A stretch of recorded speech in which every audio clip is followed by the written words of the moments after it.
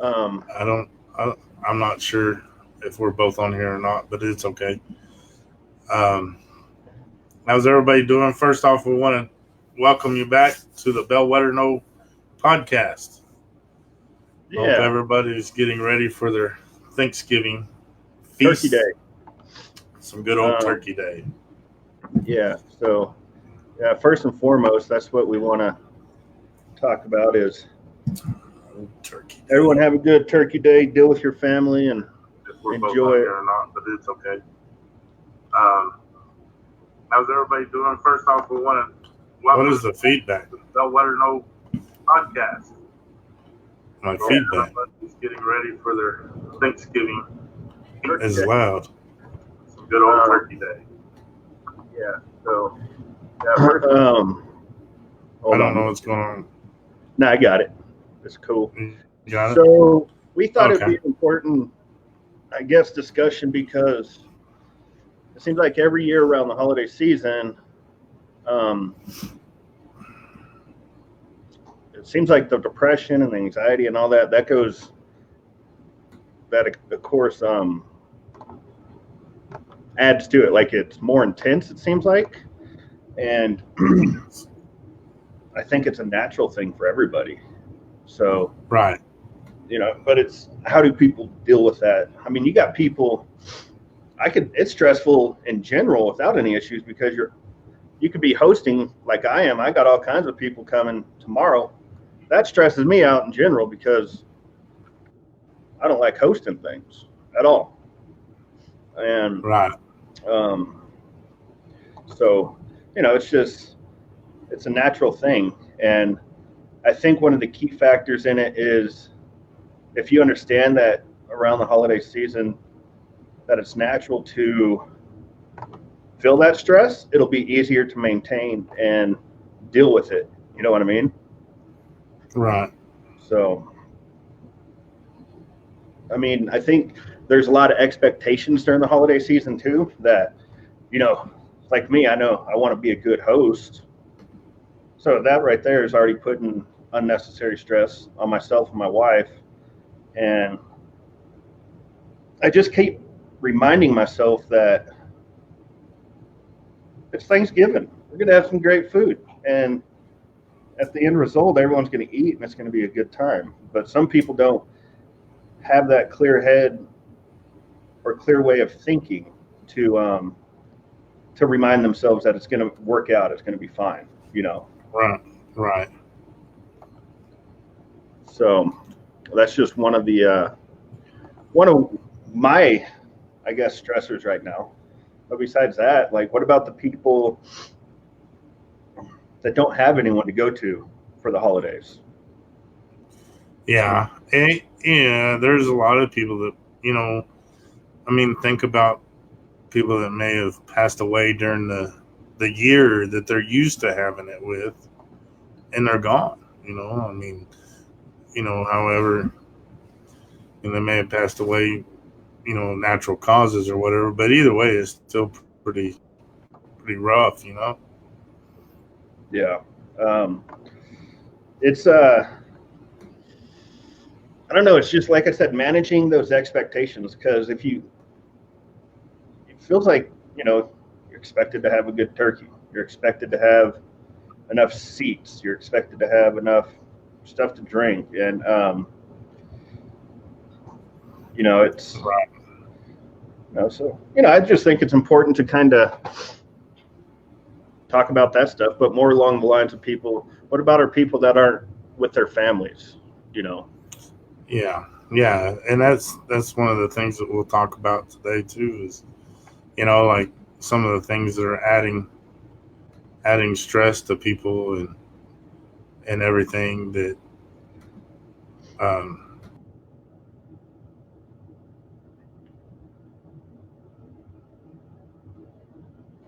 You okay. went mute. Yeah.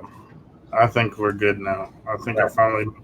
I was Hey, over here messing with we are not technical savvy people. So yeah, yeah. There's gonna be bugs in there's gonna every be one some of bumps and these. bruises. Yeah. Um, uh, man. So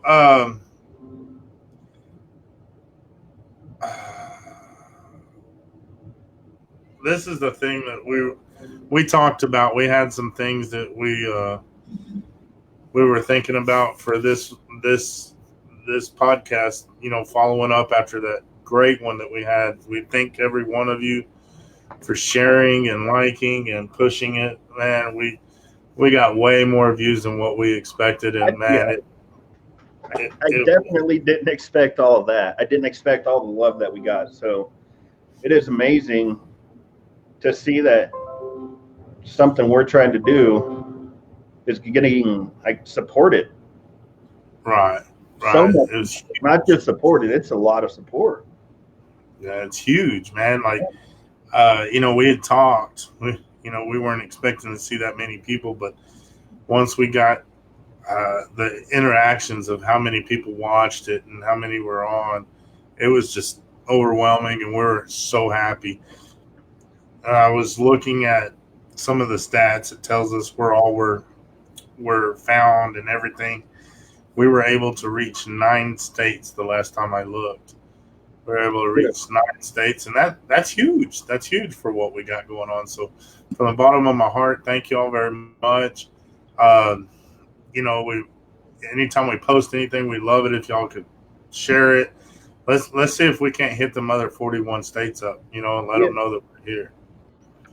Well, yeah, and with that being said, also, it's not like we're professionals in this stuff. It's just myself and Logic having a conversation about something that we're so passionate about. And Right. it was. I don't. You know, I don't want people to. I just want them to feel like that they can reach out, and that's what we're here for. Because I reached out to you numerous times. Oh yeah. And if you can have that one support person, that's all that matters. Right. Right. And I'm fortunate to have a few of them, and you, my wife, and there's people that aren't that fortunate. And I think a lot of that is because people probably feel like that there's just no, like no way they can pull themselves out of whatever they're getting pulled out of, whatever they're in. Right. I fucking go ahead. I was. Go ahead. No, I mean, I was talking to a good buddy of mine earlier, and he said it best. It's like you just need that one support person, because if you can be the best you can be, because you feel like someone's listening to you, and that's what we're just trying to bring to light. That's what I think. So I totally agree. Totally agree. Um, you know, with the holidays here, we talked about the holiday depression and stuff a little bit earlier. Um, you know, I think some of the causes of this holiday stress, it really boils down to, you kind of sometimes we have unrealistic expectations. We all know what the Hallmark Thanksgiving and Christmas look like, and we all would love to be able to provide that for our families. That picture perfect turkey, and like the rolls that are perfect. I mean, my family, we burn rolls like a motherfucker, man. Like that's one of the things like we always laugh about. Where's the burnt rolls? I mean, but the thing is, like, we have these unrealistic expectations, and I think it comes from over commercialization. I said it earlier. Your hallmarks. I think your hallmarks and stuff like that really get involved in these holidays rather than letting it be what it's for. You're supposed to be thankful for something. yeah. And instead of being thankful for something, they're trying to, here, thank you for spending your hard-earned money on my thing that I'm getting made in China for 2 cents, and you bought it for $11.99. Thank you so much. And and with that comes a lot of financial stress. I mean, you feel like you have to buy this stuff because that's what they're pushing onto you. Yeah.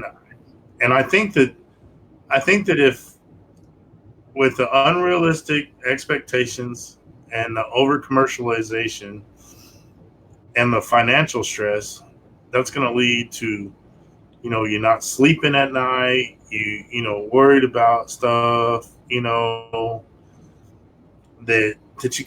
you can't change it, you know. Yeah. So that's one of the things that I'm looking at, is what causes this stuff. And people that don't even think that they're, they got some kind of depression or any kind of anxiety or anything, even them, they're going to come up with some headaches, from dealing with people. Oh my God. Oh, absolutely. House full of people. And we always have that Uncle Gary in the room that everybody loves to talk to, but nobody wants to live like that guy. This is true. Yeah, and with what you're saying, though, go ahead. No, with what you're saying, no.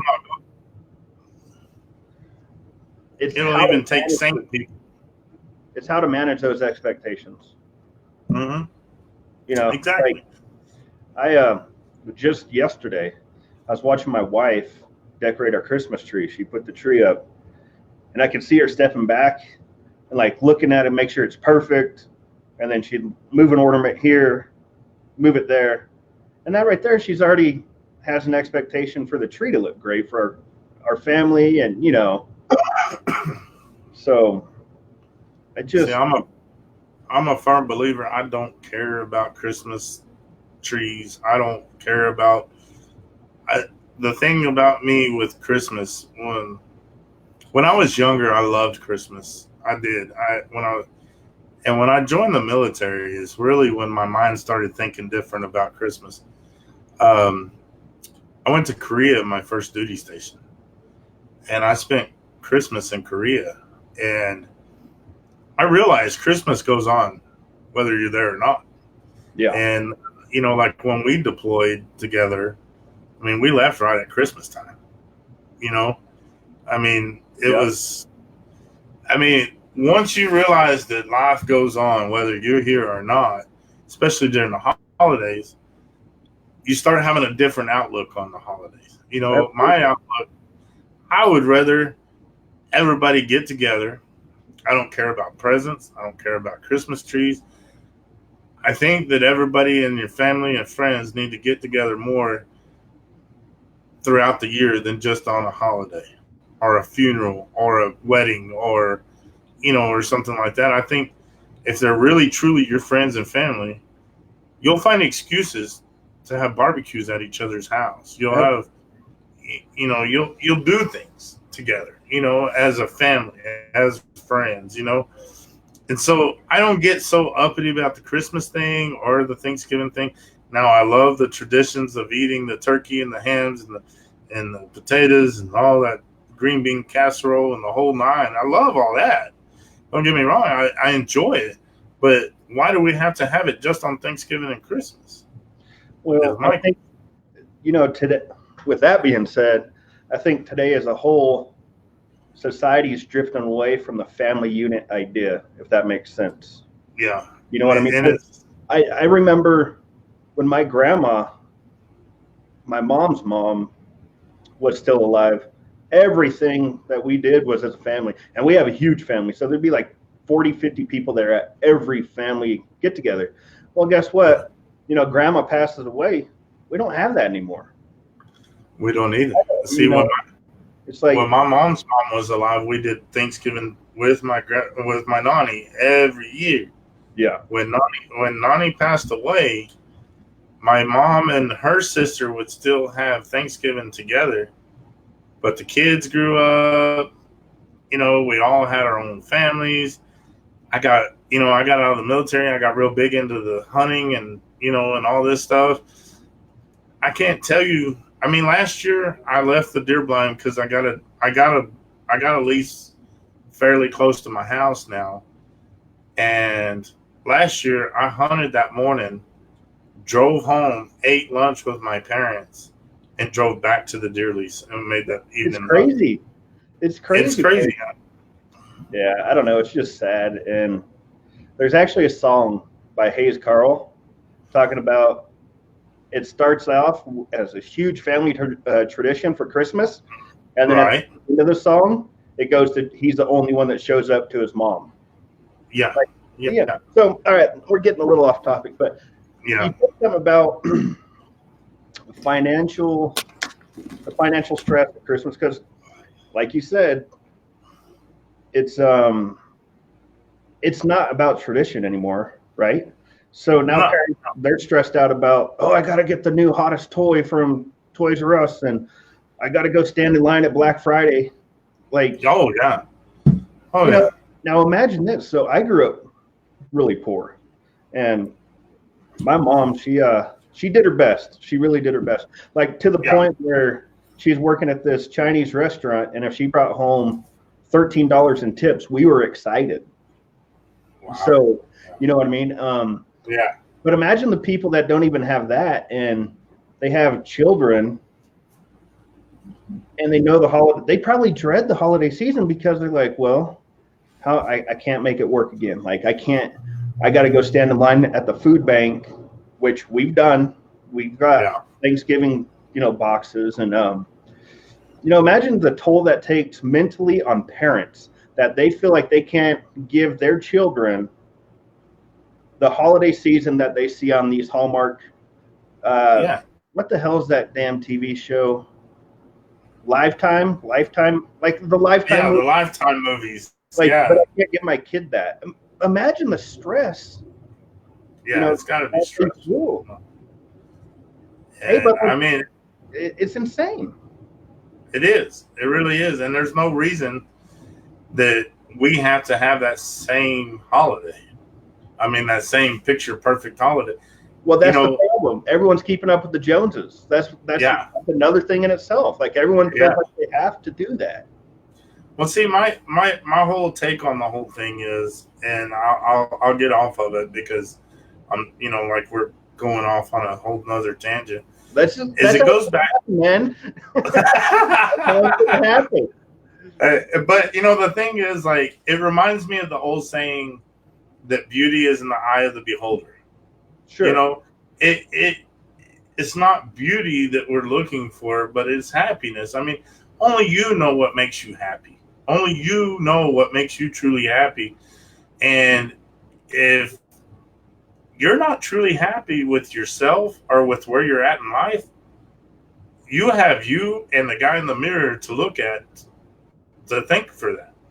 Because if you're working a job that you don't like, if you're living in a house you don't like, if you're, not having the holidays you don't like, I mean, a little proactivity goes a long way. And I mean, I think we've kind of proved that with this podcast on the first episode having so many views. I mean, we were proactive about it. We pushed out, and the thing is it's all word of mouth. We told people about it. We don't have some famous person pushing our product. We don't have, somebody going through saying, hey, look, these two guys, we've had our friends from our friend list that are sharing this to their friends and their friends and their friends. And that's how we're going to get out there, and the thing is, that makes me happy because look at all the states. We were able to hit 9 states. Yeah. No, that's I can't even tell you if I've been in 9 states. I the last time I did the math, I've been in more countries than I have states. Isn't that crazy? It's crazy. Like I'm a true red-blooded American to the core. I mean, that's the prettiest damn flag there is, and that's my life. That's what I live, but I don't travel much out of Texas, man. I mean, Texas is huge, and I mean, almost everything you want to do is within driving distance. I mean, like I went to Colorado. That was the first time I ever been to Colorado. Most northern I've ever been. Well, I went to Seattle on a layover, but I mean, I don't really count it because I was in an airport. I mean, I went to Branson a couple of years ago with the kids. I mean, like, I don't get out of. I love to travel, but Well, I'd rather instead of going on these huge vacations to some other state, I'd rather spend that money on a hunting trip or a fishing trip, and make memories, and stuff like that. But anyways, let's get back to what yeah, we're talking about. you carry out there pretty damn far. I'm rambling now, Yeah, but you I, just, I tell you, well, what, why? you know, well, I mean, to sum it up, the reason that you got into that is because we reached 9 states. Well, that's because of the people. That's because of the support that we're getting, and it's Yeah, appreciated. and it is very appreciated. Honestly, for everyone listening that's going to listen,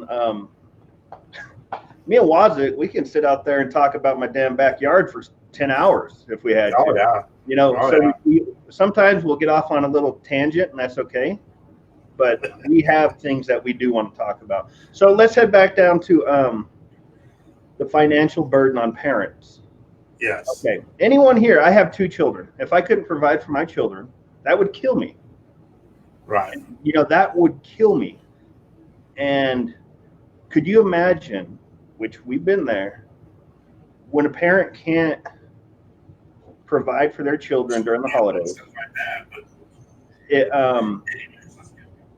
Imagine the conversations that are had after the kids go to bed and mom and dad are laying there talking about, how sorry they are. You know what I mean? That right there, that is heartbreaking. And I'm fortunate enough to have a job where I can provide for my family. I mean, I work damn hard at it, but I'm fortunate. I'm fortunate in that sense. So, and then the parents not only have to explain why they're getting food box for Thanksgiving, they know Christmas is right around the corner, and they're going to have to explain why they don't got the bike that Jimmy down the street has. Now that puts you in a mental bind. Mental bind. Huge mental bind. And also, not only that, like, as parents, our biggest thing, we want to make our kids happy. You know what I'm saying? Like, I don't care what it is. I just want my kids to be happy. I don't, Sure. That's it. Well, that's what we live for. And we live for our kids. Yeah, we really do. And I mean, the thing is, if my kids are happy at Christmas, I mean, I might be stressing out, like thinking, golly, how am I going to get my daughters this for Christmas, or what, like they want this, or, and I'm fortunate. I'm so fortunate that my kids are the way they are. They're not wanting, they don't really want nothing. They don't, like when you ask them, hey, what do you want for Christmas? I don't know that, like, I love the fact that I'm lucky enough to have that. But in the same breath, when we stress about all this stuff, like, do we ever sit back and think, like, are my kids happy, or am I stressing because this isn't what Hallmark or the Lifetime channel shows us? Yeah.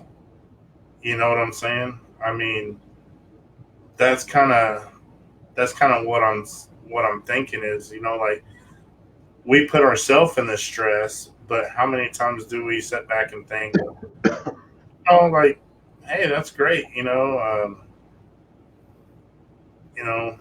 But how do we deal with that? How do we get people to want to cope with that? I don't know. I really don't. I don't know. What happens with depression like that, and just feeling so disconnected from everything else, from society, is it's really, really easy to dig yourself into this bottomless black hole. And it's even easier to sit there in it and not worry about it. Oh, everything's fine. Like, I'm okay with how I am. And that's the thing about our society right now, is people are scared because they don't want to look like they're weak.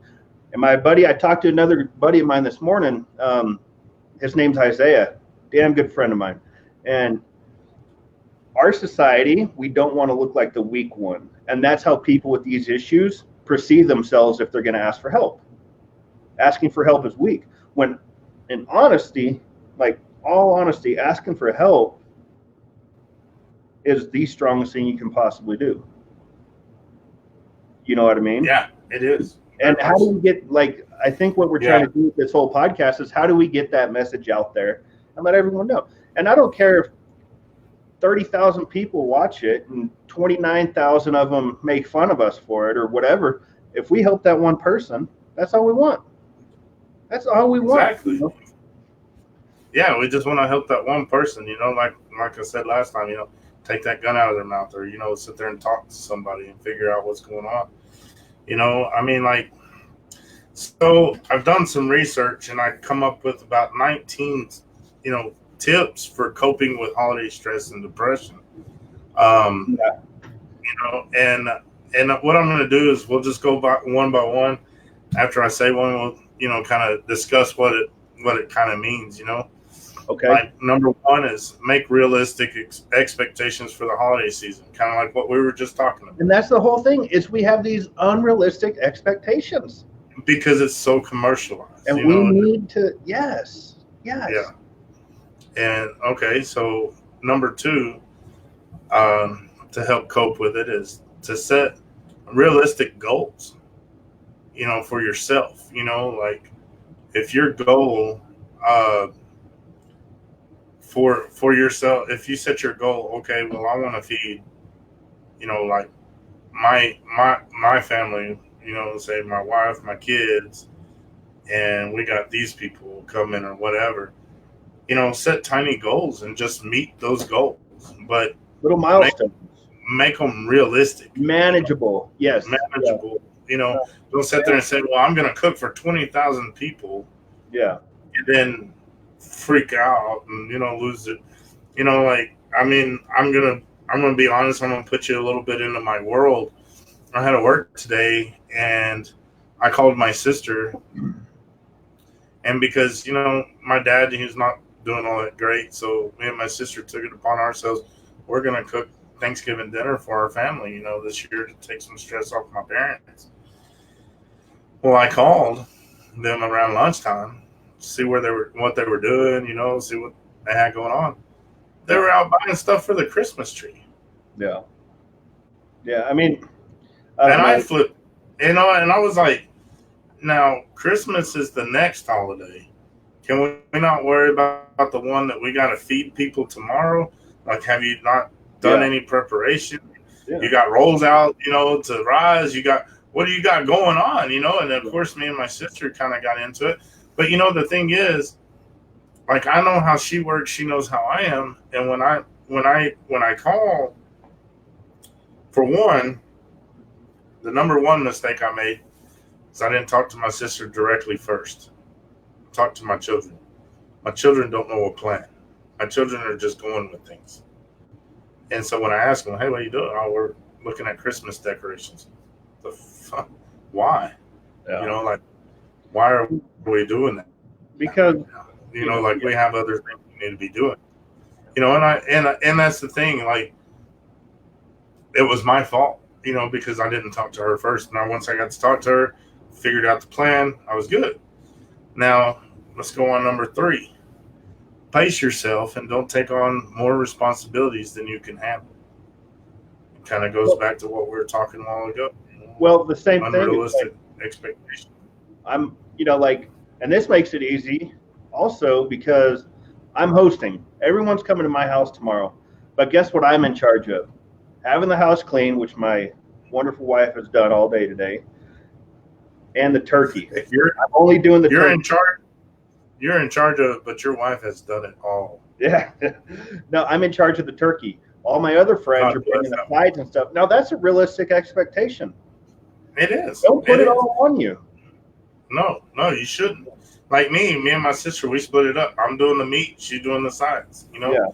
So. But, you know, we try to keep each other on task, you know? Yeah. We got to stay on task. Yeah. So, number 4, make a list and prioritize the important activities. This can help holidays tasks more manageable. Yeah. I've never really been a fan of lists, but I think it could work. I think it could really help somebody. Yeah. A lot of these are, you know, don't put all of your energy into just one day. Don't put all your energy into just Thanksgiving or Christmas or New Year's Eve. You know, you got to kind of spread that out throughout the whole holiday Yeah. season, because you go all crazy. Oh man, it's Thanksgiving. You go all crazy and shit, and then when it comes Christmas time, you're just like, we just did this a month ago. Absolutely. Well, that's what people do. Uh, yeah, we're getting a little off topic. See, this is what happens, everyone. We could sit No, here. no, no, no. This is one of the things for helping cope. We're on topic here. By Well, with that, Black Friday is a prime example. People just want to hurry up and rush through the damn turkey to get to Walmart. Like, get out. But that goes back to the traditions thing that's not being done anymore. And that's ridiculous. Yeah. Um, Yeah. I see a couple people typing some stuff, and I want to hit on one of them when we're done. Actually, two of them. There's some very good points in here, because the first one I want to hit on. Oh yeah, on the comments. Yeah. Yeah, the first one I want to hit on is Alan Perry's. So when we're done with what you're going down, like, let's do Yeah, that. we'll come back and hit on that. Yeah, I agree, 100%. Don't set yourself up for disappointment and sadness by comparing today with the good old days of the past. That's a huge one for me. Well, yeah, and I mean, I think there's one common thing in everything that you've been talking about, and that's expectations. Too high of expectations and keep up with the Joneses. And I honestly think that's what it is. But now on the mental side of things, managing those expectations, and I think that's the number one thing that I've taken out of this so far. Yeah. Not to stress myself out. So I kind of. Yeah. I mean, let's face it. You're a small family. You got 2 small kids. Do you have time to be worried about so much stuff? I mean, like me, I got my kids. My kids are 12 and 13-year-old girls. But in the same breath, I mean, like, am I going to stress about everything else, everybody else's problems, or am I going to take care of my kids? I mean, like, it's just one of those things. Another thing to help you cope with holiday stress, if you're lonely, try volunteering. Volunteer your time down at the soup kitchen. Feed these people who don't have anything. Well, that's huge too, because I don't care. I mean, I can't speak for everyone. For me, I get a sense of pride and happiness when I help somebody. Yeah. But we're getting away from that too, because everyone, my father-in-law says it best. Everyone's not worried about their own schedule these days, worried about their own stuff, instead of sit down and helping anyone. Like, yeah, we can go way off on this too, because a nice gesture. How many times do you think you made someone's day by saying, "Hey, how's your day going? How are you?" It's those simple things that we're not doing anymore. Well, I try to do that. You saw in Colorado, I try to tell everybody, "Hey, how you doing?" Whatever. I mean, well, that's also a Texas thing. Well, and it's not just a Texas thing. It's common courtesy. You see somebody you're supposed to, it's just like the social normal dictates you should do that. Kind of like when you're driving down the road, you got your hand on the steering wheel, you see them, give them a little, "Hey, how you doing?" Yeah. And the thing is, does this cost any money? Does this take any time out of my day? Hell no. I mean, like, and that could be the one thing that made that person, you know what, that guy cares. Yeah. Kind of like when I first got off the plane in Colorado, when we went to the Gaylord, and when we were leaving, I saw that lady with that sourpuss look on her face.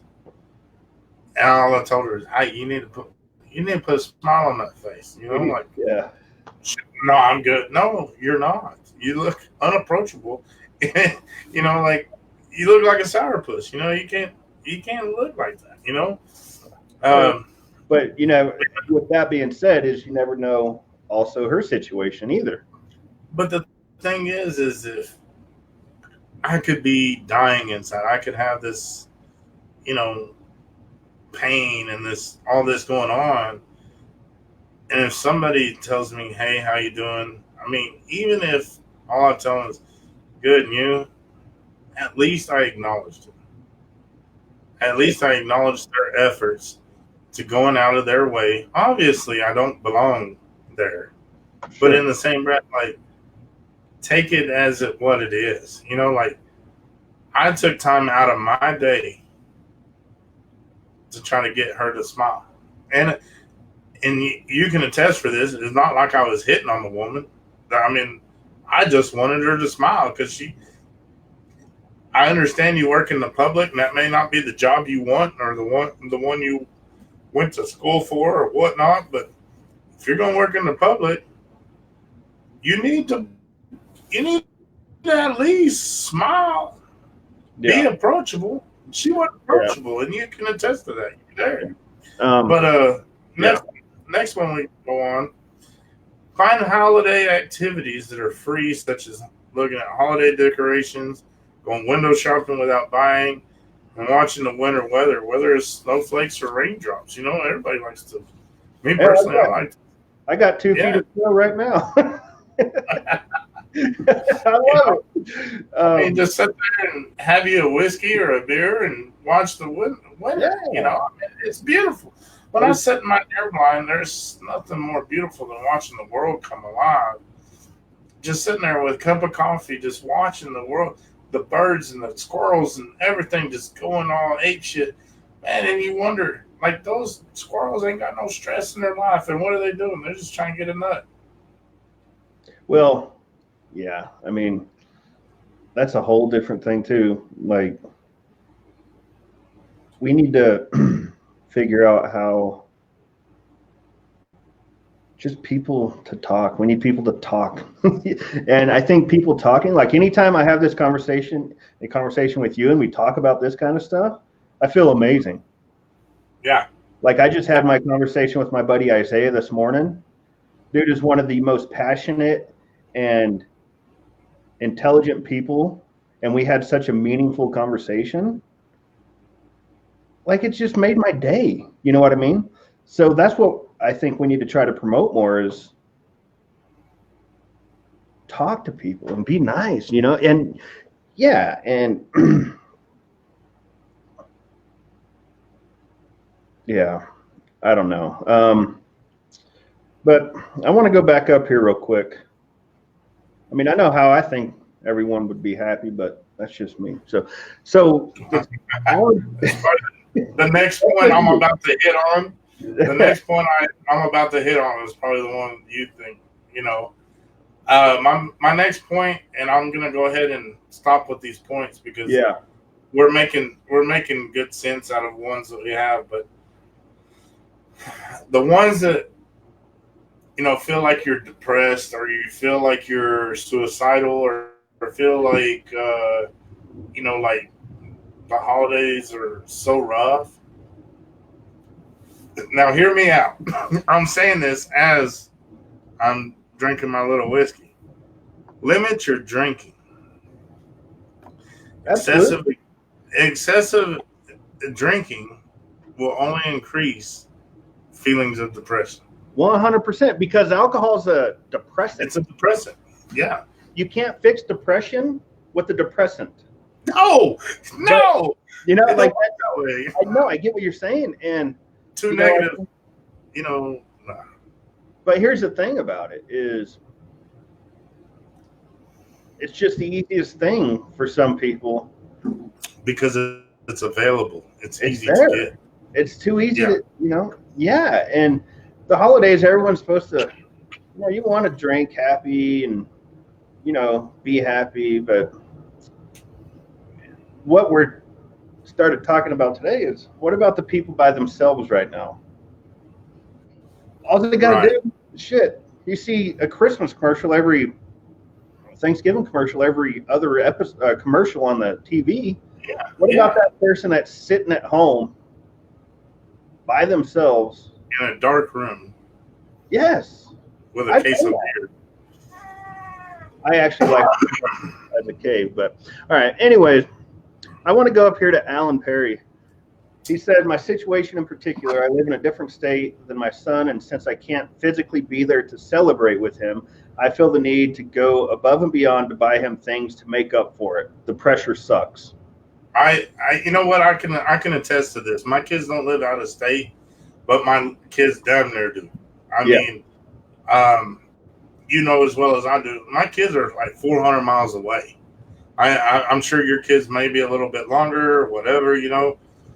Different Uh, states. Yeah. different states, but Yeah. like Texas. I mean, I can. It takes me 4 hours to get to them.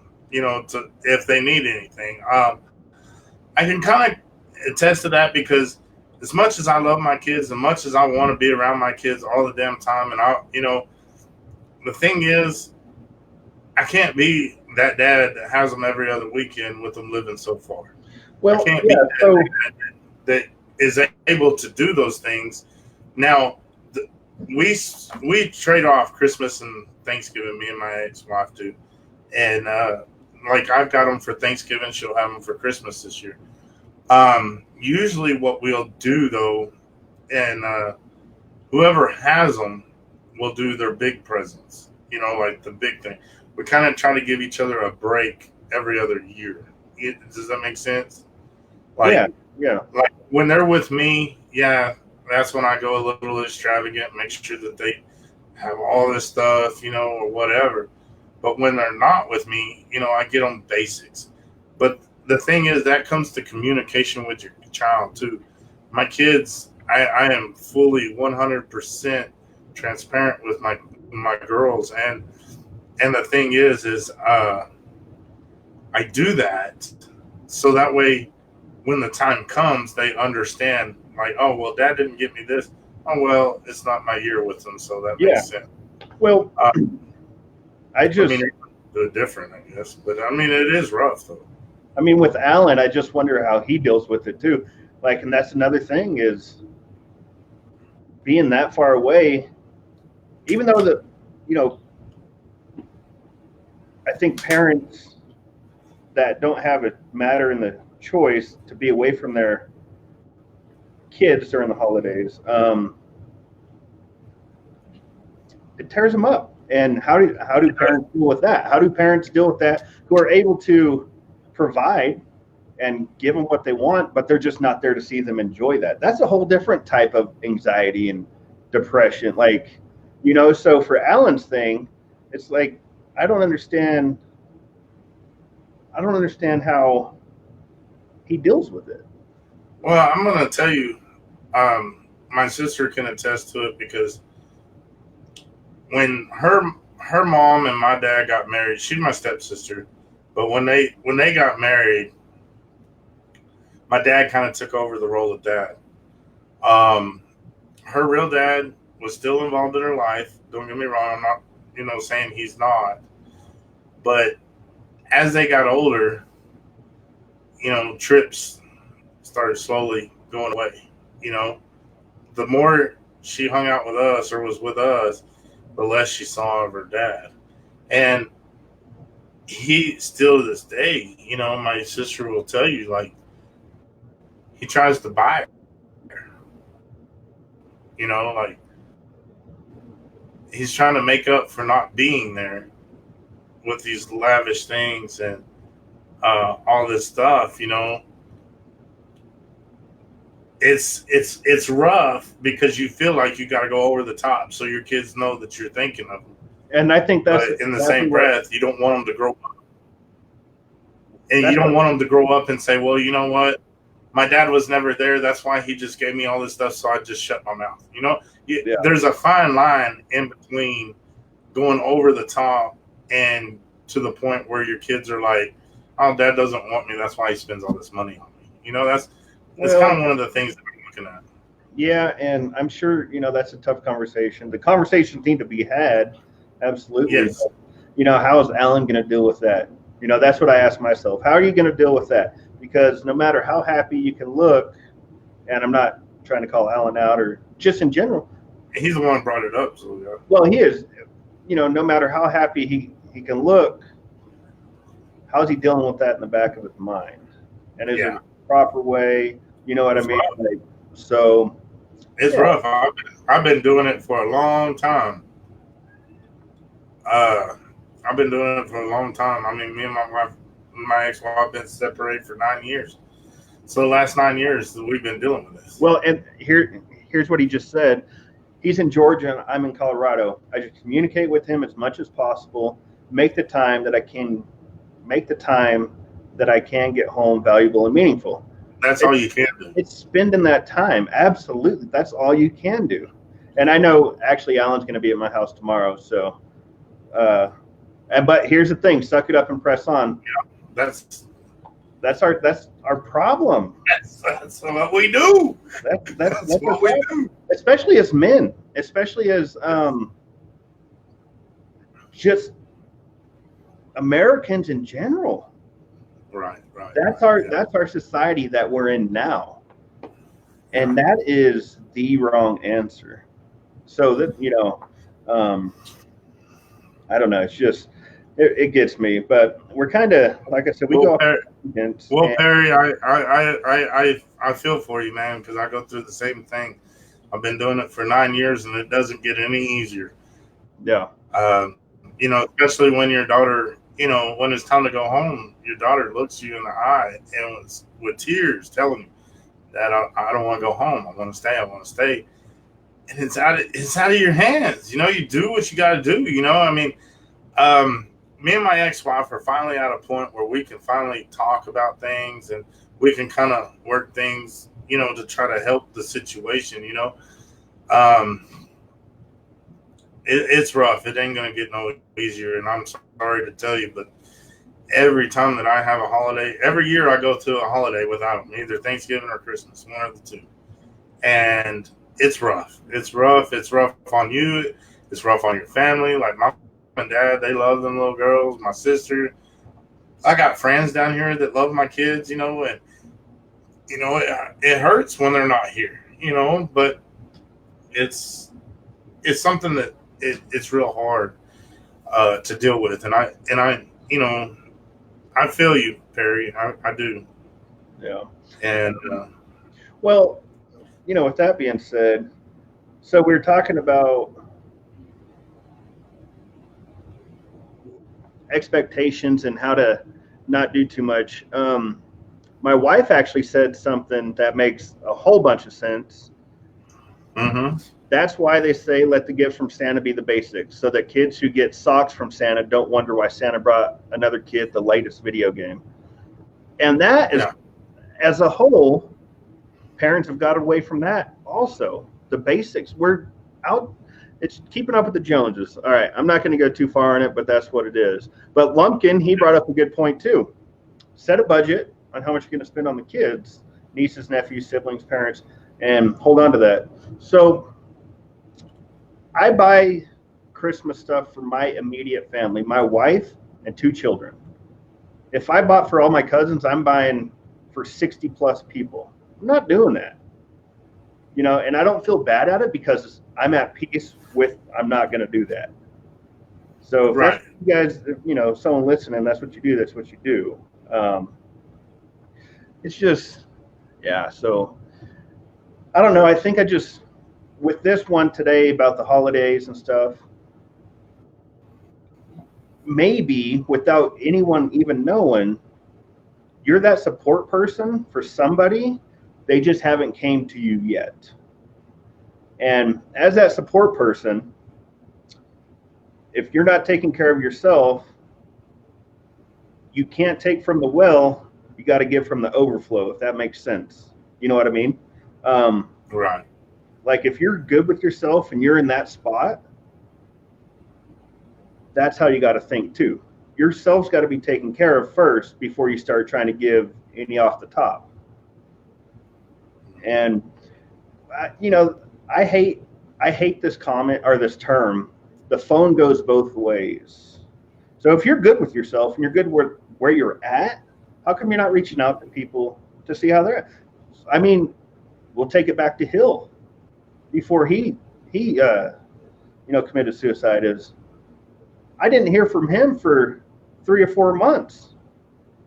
Why wasn't that a red flag for me? Hey, I've talked to Hill 2-3 times a week, and then he goes radio silent. And why didn't I pick that up? You know what I mean? I don't know. So that is what hurt me about Hill. Is I didn't pick up on this. So people watching, if you're listening and you haven't heard from people that you normally do, you need to go reach out. And Bone just said radio check. Literally, yes. We've been talking about buddy checks for a while. I talked to Bone last night for quite a while, and Hill would call him, say radio check, or text him radio check, and then they say loud and clear, and that's it. Hey, still thinking about you. Still thinking about you. That's all you got to do. That's all you have to do. You're being thought about. So simple. One of the things that, I did some research, and I'm really excited about this one. I want to do some myths with you. Okay. I'm going to read you, and this is all coming from a MD, a medical doctor named Dale Archer. He did this research a while back, and this is awesome. And it's crazy because it blew my mind, especially after I did the research on suicides and stuff in America. Oh my God. Like, I had to take a step back and think like, okay, I'm really trying to help people, but what is it doing to me in the process? Sure. Because these numbers are astronomical, man. They're crazy. It's sad. So we're going to play a little game called myths. Okay. I'm going to read you a myth. I want you to tell me what you think. And then I'm going to tell you what this Dr. Dale Archer says about it. Okay. Well, hell, you can't put me up against a damn doctor. I'm not a doctor. No, I mean, I'm not saying this. This is the paper. This is his opinions on it. I mean, nobody really knows the answers to this stuff. It's myths, or he can put stats to it to try to prove his point. But in the same breath, like, not all of this is going to be correct. Like in our minds. Okay, so. All right, let's go. Okay, the first myth: suicide attempts increase during Thanksgiving and Christmas holidays. I think that's I actually looked it up today, so I know the answer. But the perception is they do because it's a family gathering, and people that don't have the family don't have the means to make it to the gatherings. Absolutely, it spirals them into a depression stage, and they're like, "Fuck it," And I think that's the perception, or what everyone thinks. Because I thought about that, and I thought like that until this morning when I started looking at stuff on the internet. I thought it was the truth also, because it makes sense. He says suicide rates actually decrease during the holidays. It's commonly thought as holiday stress increases suicide attempts, but that simply isn't the case. Actually, the lower incident of suicides is now thought to be related to family time and the support of the support this generates. Yeah. So being around your family in this happy time, which it ain't Thanksgiving until somebody gets in an argument, I mean, like, somebody's got to. Yeah. And, and Christmas, somebody's got to get embarrassed or some shit. Uncle Gary. Yeah, Uncle Gary, he's over there drunk pissing in the Christmas tree. What are we going to do about this, So that one, it kind of caught me off guard, because when I started, when we talked about what we were going to talk about this week, I took this topic because I really wanted to do the research on it. I wanted to find out, like, really dig on this. Another myth: if you ask someone about suicidal thoughts, it may trigger them to act out. No. let me give you the reasoning behind this, the way I think, and I'll just give you my opinion. So when you ask someone about suicidal thoughts, like if they're thinking about suicide, Yeah. If you feel like you see the signs, and like if I saw you with the signs and I said, "Why are you doing okay?" Like like no.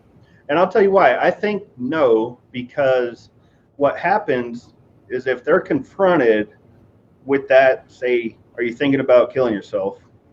Um, it puts things into perspective for them, and it's kind of a gut check. And they might sit there and they might say, in the back of their mind, shit, it's really not that bad what I'm going through. So maybe I need to adjust fire, correct course, and drive on. So I don't think that it'll cause suicides just by asking that question. And it shows that you're actually concerned and, hey, you're reaching out. Well, it says here, this is what Dr. Dale Archer says. Talking to someone about suicide will not give them the idea. It may be unsettling and you might not know what to do, but actually talking about it will help. Thoughts of suicide should be discussed if suspended in a family member or suspected in a family member or friend. Many suicide survivors say if someone had shown interest or compassion right before the act, they would have not have done it. Absolutely. Yeah. And it all goes back to the radio check. Yeah. Goes back to the radio check, And if I don't, when we went to Hill's funeral and it was me and a bunch of the Cougars that went down there, having that conversation with Bone, since then, same thing, radio check. Hey, brother, I'm thinking about you. It's that simple. It is that simple. Because it's crazy that we let something as simple as that get away from us. And because people think they're forgotten. And that's what I put, in the title of this event was, what about the people forgotten? Mm-hmm. How do they feel? And we need to end that epidemic. We are literally in an epidemic. Of course we are. Of course we are. Okay, my next myth. Suicide is an impulsive act. No, I think that it builds up. I think that I don't think and I could be wrong. And I know a couple doctors, psychologists, and they might call me out, but I think that it is a thought out thing, and it's like a slow burning candle, and they just let stuff, slowly pile on. And they know, well, they don't know, in their minds, they can't get out of that. And I think that it's just an ongoing, I don't know. It's just an ongoing process. That's what I think. Okay, so Dr. Dale Archer says, suicide is usually planned weeks, months, and sometimes even years in advance. Yeah. During this time, the person almost always shares thoughts of despair, depression, or suicide, even if it's in a joking manner. Some suicides can be impulsive, but that's an exception. Sure. And look what Jennifer Smith said.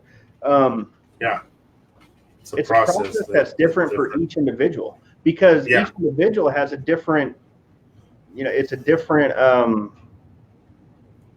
situation. Like, you can have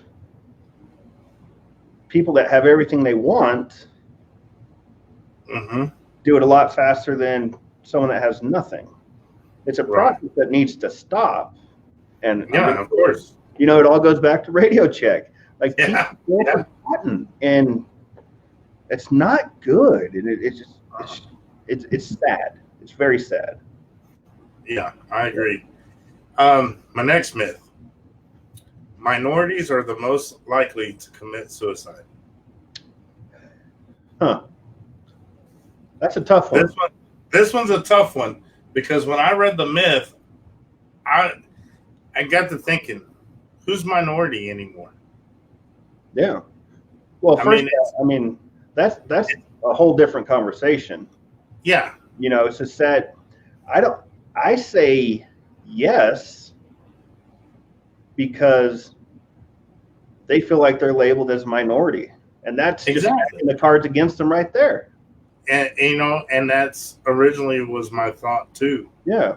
Um, and also what I got to thinking about also with them being labeled as minorities, they're more likely to commit suicide. I'm sitting there thinking, maybe they got over here. Maybe they're the minorities are looking at it like this is not what I signed up for.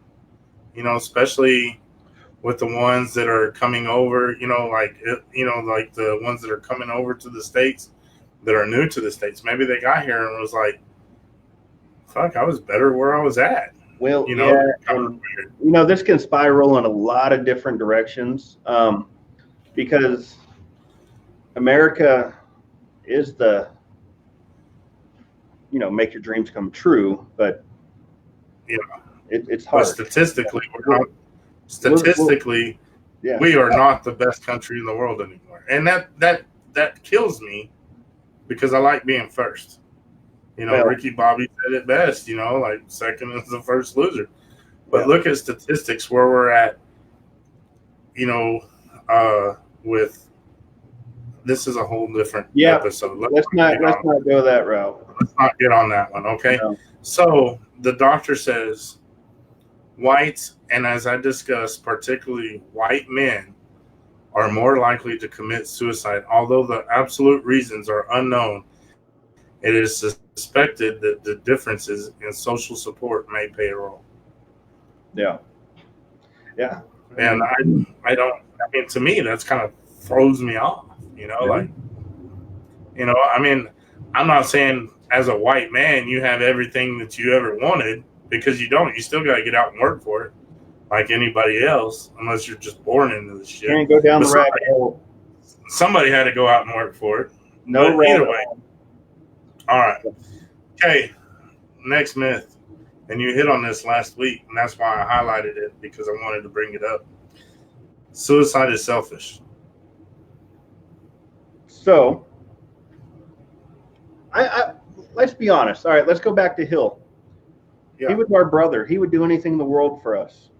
He would. He would. Anything in the world. He would do anything for us. I thought that. And I was fucking mad at Hill when this happened. Yeah, I thought it was selfish. But I had a friend who, she's a lot smarter than me, and she has her, does her own thing. But she reached out to me. I actually put that on Facebook. Suicide's selfish. It's not selfish. It's their only way out. They want to end the suffering. They want to end the trauma that they have. And they don't have any way to do that except for, take their own lives. And they look at it as a way out. And that is sad. So I don't think it's selfish. I'm curious to see what this guy says, though. Okay. His fact of it is suicide is not a selfish act, but rather than an act of desperation by someone experiencing unbearable pain who doesn't know how to make that pain stop. The two most prominent predictors of suicide are clinical depression and substance abuse or dependence. The person isn't thinking logically or clearly. Recent research indicates there could also be a genetic link. Huh. Interesting. Yeah. And the thing is with the genetic link kind of throws me off a little bit. Like, I understand, like, you can inherit mental instabilities. Yeah. Like I get it, but as far as it being inherited, like through your genes, I mean, like, as I mean, like you said, there's recent research. I'd like to look into that research to see how they're connecting these genetics to suicide, because I just want to know how they're saying that that's what it is. You know, Well, like I said, these are not my personal thoughts. This is what this doctor said. You no, know, no, I get it. I'm trying to think on that too. It's hell. It could be upbringing. It could be demographics of if you're living in this third world country with nothing in your future. Like it's tough. It's tough, but I don't know. All right, let's circle back around to the holidays. I hope everybody right now is thinking about the radio check thing. I think that's awesome. yes, it Radio is. check. Hey, loud and clear. Yeah, Um, loud and clear. Got you, buddy. yeah, so it's just we don't want to interrupt our own schedules to send out a simple message. How is everybody? How are you? We don't want to do that. We don't want to inconvenience ourselves, and that Well, sucks. and it's not only that. Like a lot of like my experience too is it never fails. You call somebody, and it seems like you always call at a bad time. Like they always got something going on. Like me personally, like I'm a busy dude, man. I work, I come home, I do this research. I got shit going on all the time. Like I'm always busy. And like when people call, like I'm busy and I don't want to be rude, so I try to talk to them, and then they get tired of dealing with whatever I'm dealing with. Like, man, maybe I caught you at a bad time. I'll call you later, whatever. But then you kind Um, of drop. You kind of drop off. yeah, yeah. That's the problem. Like, damn, last time I called him, he's so damn busy, and yeah, Yeah, fuck, I don't want to deal with don't want that. to bother him. Yeah. So another myth is someone really wants to die, we should let them.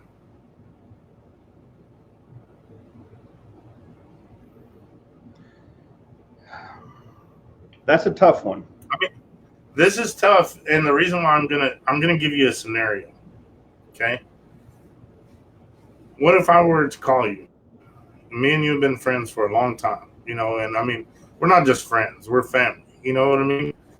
Say I call you and I say, look, just got back from the doctor. I'm terminally ill, and things are going to get real rough on me.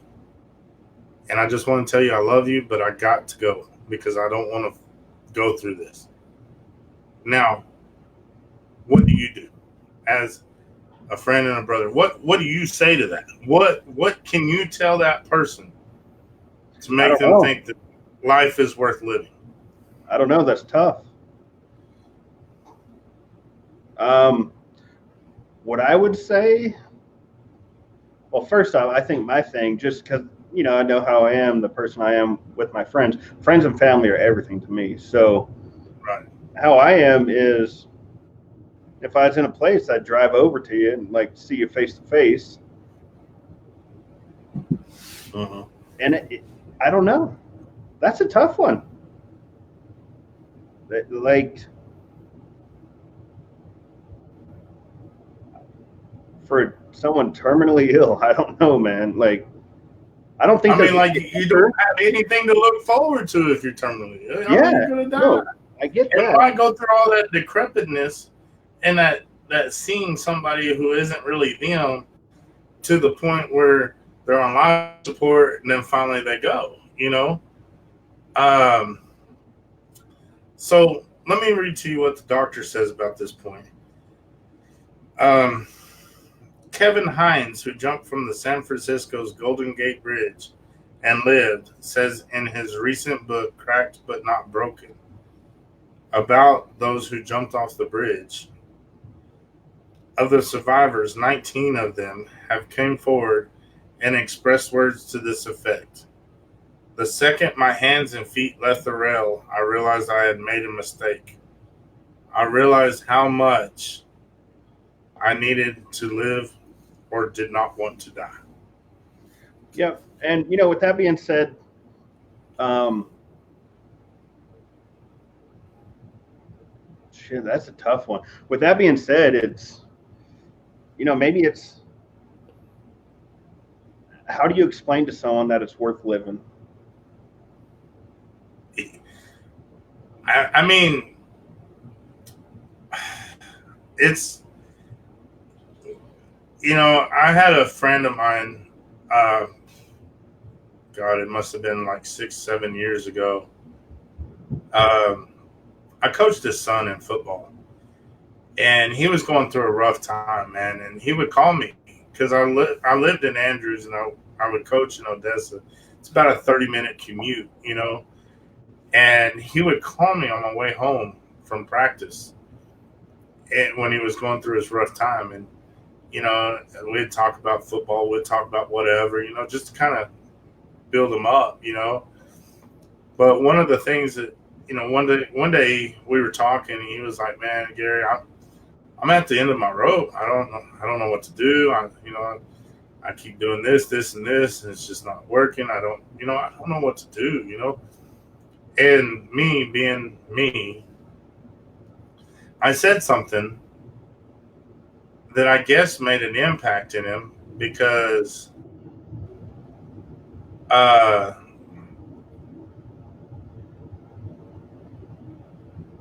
later I told him, I said, "Look, dude," I said, "when you feel you're at the end of your rope, tie a knot in that motherfucker and hang on for dear life. Things will get better." And that's all I told him. Well, it was about a week later, somebody said something on Facebook, and I saw his comment, and he said, like Coach Gary says, just tie a knot in that motherfucker and hang on. Things will get better. I wasn't thinking that was going to do any good because I didn't know what to tell the guy. He was going through such a rough time, and I just wanted to be there for him. And, he told me he was at the end of his rope. So, me being the witty motherfucker that I am, I'm like, tie a knot in that motherfucker, hang on. Shit will happen. And that brings up a whole different point. How long we've been going? I don't want to bore everybody. 72 minutes, but it seems like people are enjoying this. Well, with that being said, we were talking about support persons earlier.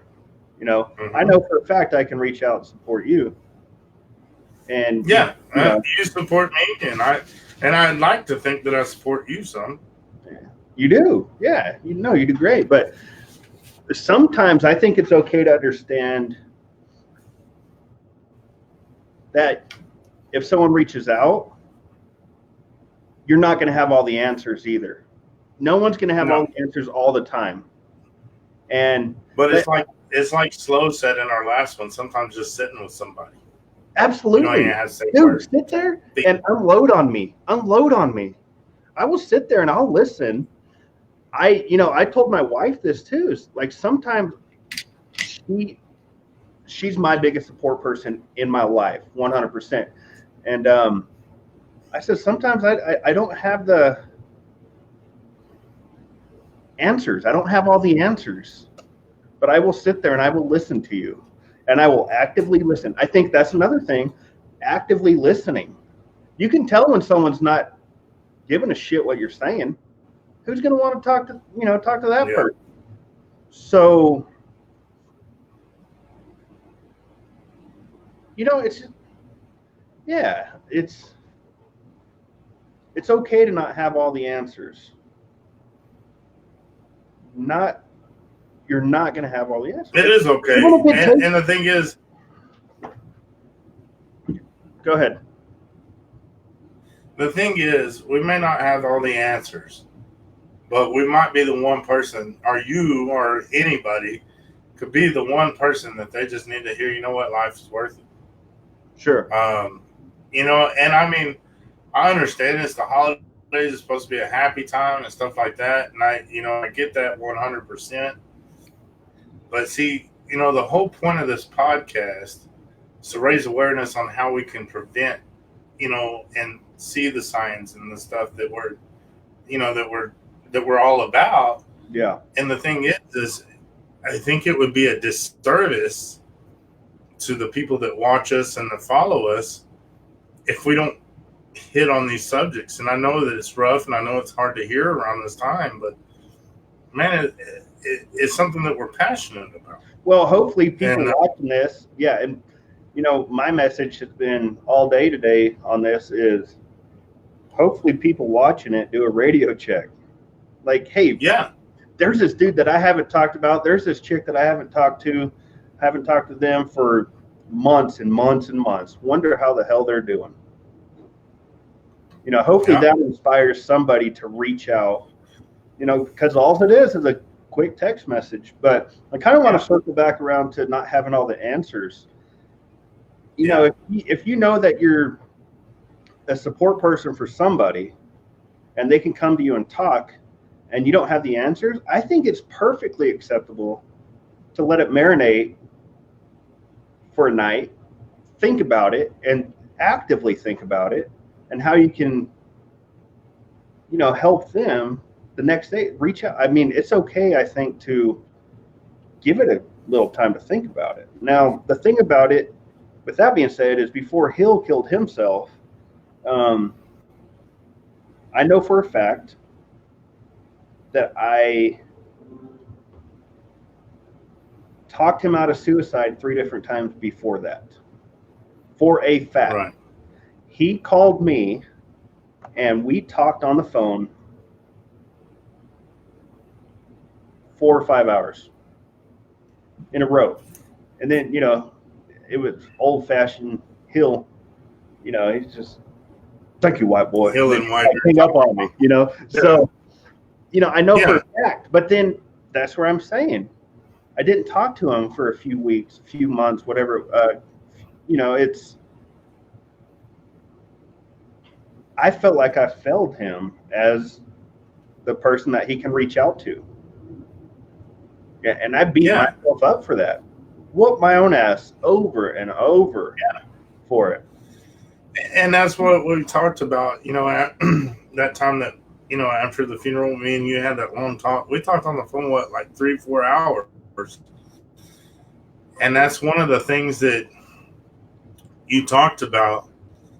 And you and I both said, we're not going to let that happen to each other. Yeah, absolutely.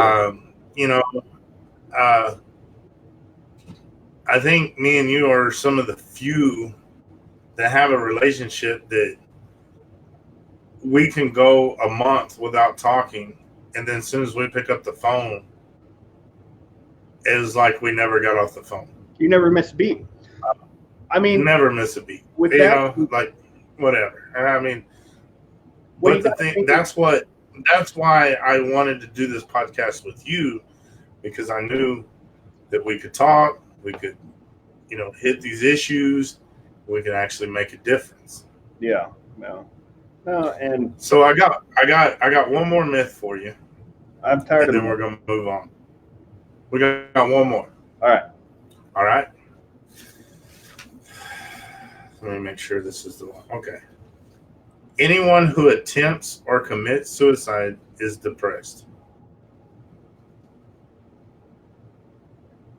Absolutely not. I wouldn't say depression is the only thing that drives people to suicide. It could be, this is kind of a double-edged sword too, though, because you have people that have everything in the world that commit suicide. You have people that have nothing that commit suicide. And being depressed, that's different to everybody on what makes depression a real thing for them. So I don't know. I'd say no. Okay, the doctor says while the majority of suicides are committed by depressed individuals, that is not always the case. Alcohol plays a role. 1 in 3 successful suicides are due to alcohol. Absolutely. It's a depressant in itself, and we all know that. We all know that. You got to think about it this way too, is how many times have you got all liquored up on whiskey as a person and you made a stupid decision And that could be, you know what I mean? Like, who you're talking to? Yeah. I mean, like, think about it that way. Like, someone could be sitting there and they could be fine and they get all liquored up and they start fucking with the gun. Like, I don't know, like pretending they're going to shoot themselves and do it. Like, that's tough. But yeah, no, I don't think it's all depression. All people are depressed. Okay, I'm gonna read this last part that the doctor had in the study that he had with the myths and the facts, and the reason why I want to read it is because it's so important and it goes with what we're actually trying to do here. It says if you suspect someone is contemplating suicide, talk about it, and insist on an immediate appointment with a mental health professional. Ask direct questions to find out what they're thinking. Your questions will not push them over the edge, but rather will give them an opportunity to convey how they feel, which definitely will reduce the risk of acting out. If you feel the person is in danger to themselves, do not leave them alone. Call 911 or take them to the nearest ER. Also, be sure to tell a family member or friend. As families and friends gather together this holiday season, if you suspect someone of having troubles or thoughts of suicide, speak up. It could be the greatest gift you give. Yeah, absolutely. I mean, and it goes back to the holidays. Sometimes materialistic stuff, that's not what people want. They want to be listened to. And it circles back around to what we're talking about. And like, I just wish no one would listen to me. Okay. So yeah, just hear me out. Yeah. And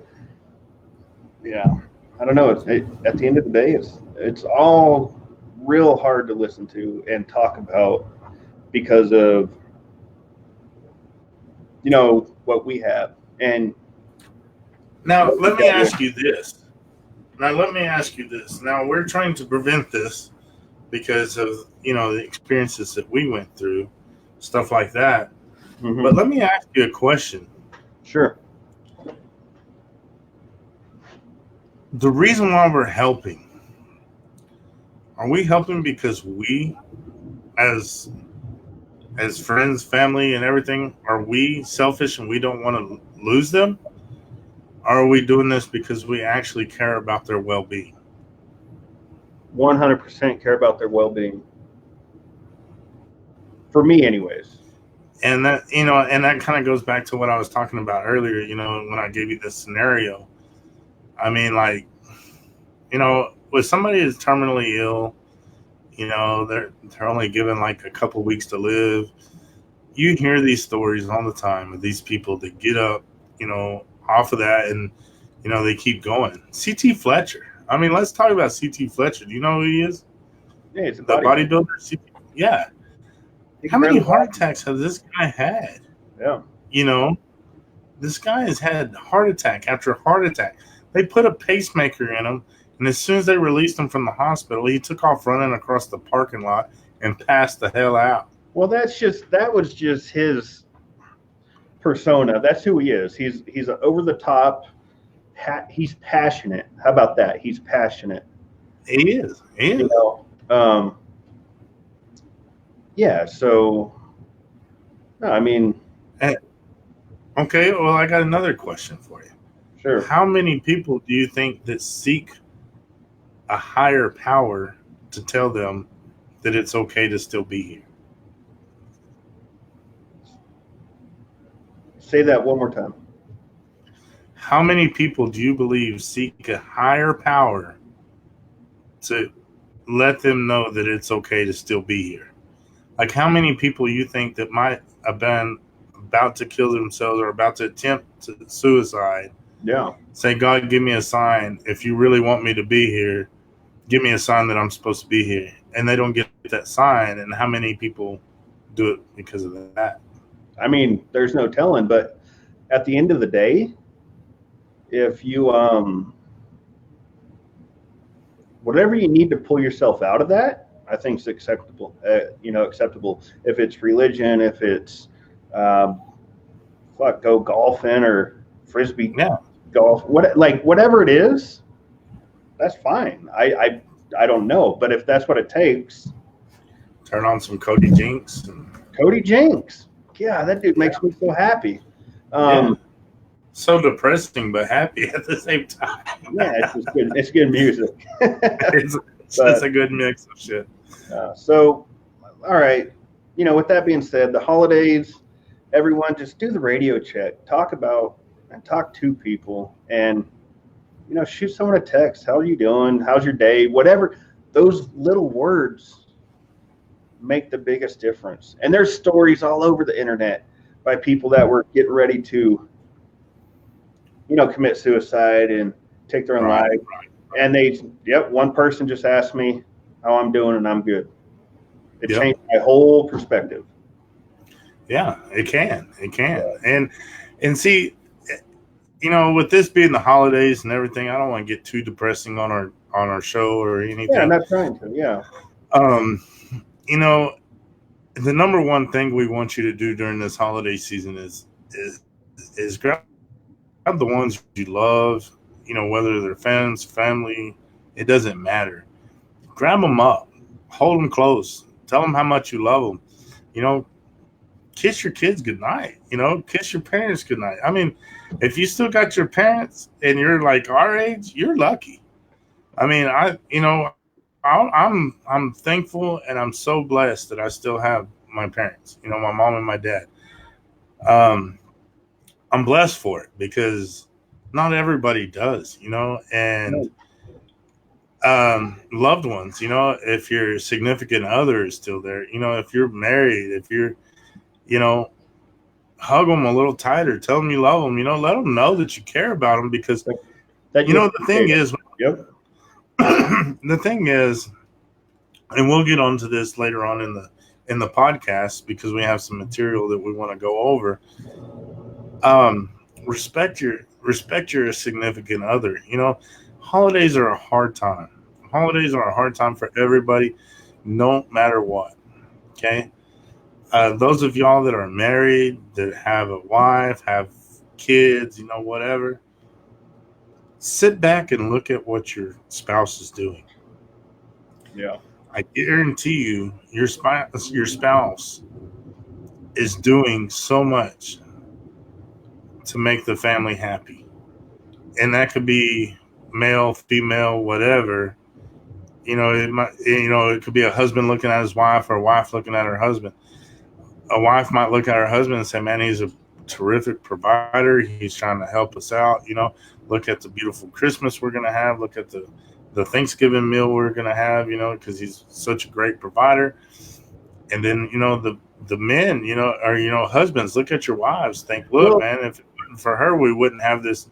We wouldn't be pushing together like this, work together as a team. It's holidays, what you're getting at what I think you're getting at anyways is appreciation. Show appreciation. That they are appreciated and talk to people. It's okay to let them know, even as, men, we got to be big, tough people. Hey, dude, I appreciate your friendship, man. Like, I appreciate that. I appreciate the person you are. That's another thing that we need to promote as friends. Like, hey, mom, for your parents, mom, you're doing amazing, and thank you for being the best mother you could to me. I think that all just adds into it, and we're getting away from that slowly. Also, is we don't want to be stuck in that complacency. Well, yeah, we should not expect from somebody, but we should appreciate, the people that you appreciate. Like, it's okay to tell them that. That's what I'm getting at. It's okay to tell them. Complacency is a motherfucker, man. Absolutely. It really is. I think. Yeah. I think when you get complacent in anything, and I used to tell people this that would come to work for us when I was, a supervisor doing security and stuff. The day that you have to come to work and you kick back them covers and you say, fuck, man, I don't want to go today. You need to leave. or the day that you think that this company can't run, the day you walk away from it, that's the day you need to leave too. And the same thing is with a relationship. The thing is, and this is a whole nother talk that we could have. We talk about it all the time. Our grandparents, and great grandparents together 60, 70 years. It's fucking crazy. Mind blowing. Mind blowing. People don't even live that long these days, and they had a relationship that long because they fixed the problems.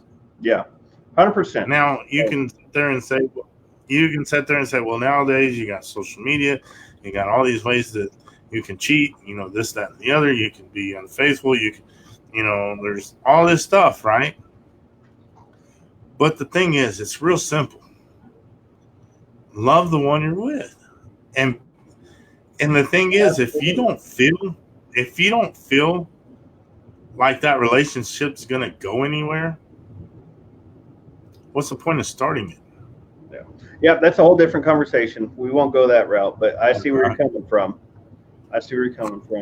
So I just want everyone to know that sometimes logic can get off on this. Woo! But what I'm saying is is the truth. I'm not lying to you. It's true shit. No, absolutely. It's real talk. It all comes back to appreciating the people that you have around you. Yes, absolutely. So another thing that needs to be talked about is appreciation for friends, families, spouses, kids, all that. So, agreed, 110%. I think one of the big messages I think we should probably get off here soon. Yeah, about an hour and a half in now. Yeah, well, like I said, it's the holidays too. They got to go spend. Hope everyone's. Yeah. Supposed to be cookies rolls. We need to promote the appreciation, and that's it. So. Yeah, absolutely, 100%. I want to go back to a comment that we just had a little while ago. Perry was asking, can we make this public because somebody doesn't have Facebook? I'm glad you brought that up because we talked about it before we went live and we didn't do it. We have a YouTube channel that we haven't promoted and we haven't really said nothing about, but we are on YouTube, and as soon as we get off, this video will be uploaded to the YouTube, and it's the Bellwether No.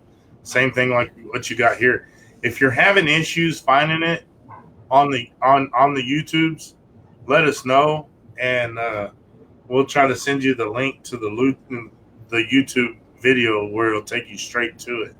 Yeah. The one that we did Sundays on there, this one will be on there. Man, it seems like we had really good correspondence today. I feel like we have had a different viewer group. I think our group of viewers that actually watched the live show was different than the last one, so that's a good thing. The only thing that we can really ask from y'all is keep watching, comment, send it to your friends, send the YouTube channel to your friends. Perry just posted the YouTube. Man, I'm telling you, we're not doing this to get anything out of it except save that one person. If we can save that one person, we've done our job. And with that being said, it's also not possible without the people watching the videos. So it's appreciated not at all. Because you can probably do a million other things with 2 hours of your life. Yeah. So it's appreciated, and thank you for the support, and thank you for just tuning in. And it's been overwhelming. Enjoy the holidays. You got to enjoy the holidays. Reach out. I think everyone should do a radio check to someone. I'm sure it jogged their memory. Shit, I haven't talked to this person for this long. So radio checks, reach out, and just enjoy your family and friends this holiday. Yeah. And be fortunate for where you're at, and like, yeah. Exactly. I mean, we can probably talk for 10 more hours, but we're not going to do that to. We're not going to do that to you. I know that y'all got stuff to get done. Yeah. Guys, we appreciate everything that you do for us, and we want to see it continue. I mean, this is the best way to honor our buddy Hill that we know of, that I know of, that we can. Guys, if you know anybody, even if you don't think that they're going through anything, chances are they got something in their life that ain't right. They're even the most happy person has something in their life that ain't perfect.